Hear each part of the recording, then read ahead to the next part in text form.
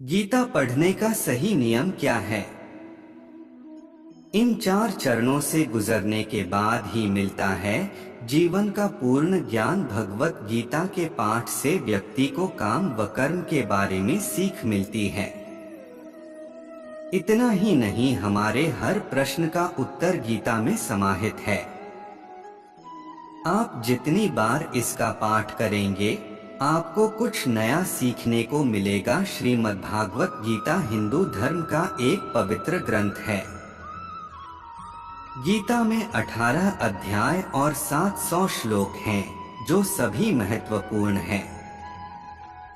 महाभारत में भगवान श्री कृष्ण ने अर्जुन को जो उपदेश दिए थे, वही गीता है। गीता में आत्मा, परमात्मा, भक्ति, कर्म, जीवन आदि का वृहद रूप से वर्णन किया गया है। गीता से हमें यह ज्ञान मिलता है कि व्यक्ति को केवल अपने काम और कर्म पर ध्यान देना चाहिए। साथ ही कर्म करते समय इस बात का ध्यान रखना चाहिए कि हम जो भी कर्म कर रहे हैं, उसका फल भी हमें निश्चित ही प्राप्त होगा। गीता हमें बताती है कि जीवन क्या है और इसे कैसे जीना चाहिए। आत्मा और परमात्मा का मिलन कैसे होते हैं, अच्छे और बुरे की समझ क्यों जरूरी है। इन सभी गूढ़ सवालों से जवाब हमें गीता से प्राप्त होते हैं। लेकिन सवाल यह है कि गीता का पूर्णत ज्ञान कैसे प्राप्त किया जा सकता है और इसके लिए इसे कितनी बार पढ़ना चाहिए। गीता या फिर किसी भी पाठ से ज्ञान को प्राप्त करने के 4 स्तर होते हैं: श्रवण या पठन ज्ञान, मनन ज्ञान, निधिध्यासन ज्ञान, अनुभव ज्ञान। इन चारों स्तर से गुजरने के बाद ही किसी भी ज्ञान की पूर्णता होती है और इससे समुचित लाभ होता है।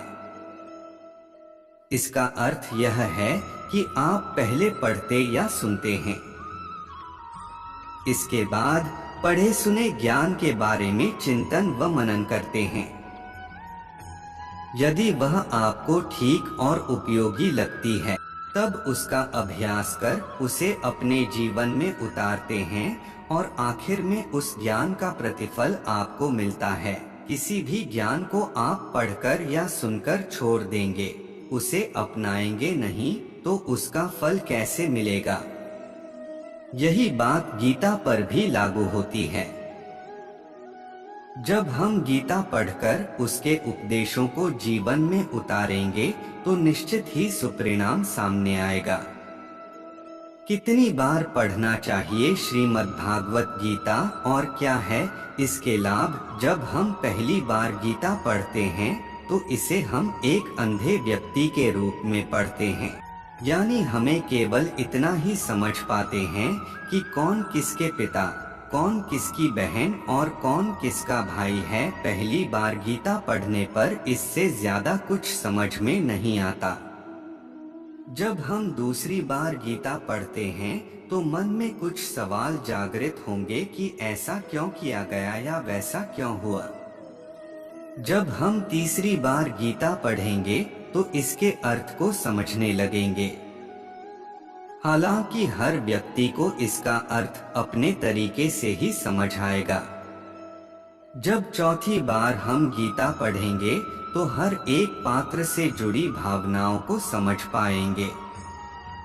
जैसे अर्जुन के मन में या दुर्योधन के मन में क्या चल रहा है। 5वीं बार गीता को पढ़ने से पूरा कुरुक्षेत्र हमारे मन में खड़ा हो जाता है और हमारे मन में अलग अलग कल्पनाएं होती हैं।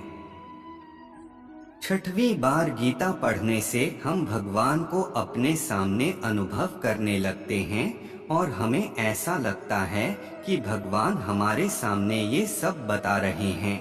श्रीमद् भगवत गीता पाठ के नियम।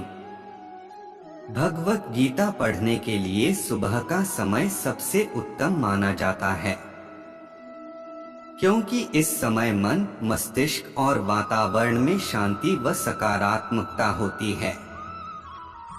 गीता का पाठ हमेशा स्नान के बाद और शांत चित्त मन से ही करना चाहिए। पाठ करते समय बीच बीच में इधर उधर की बातें नहीं करनी चाहिए और न ही किसी कार्य के लिए बार बार उठना चाहिए।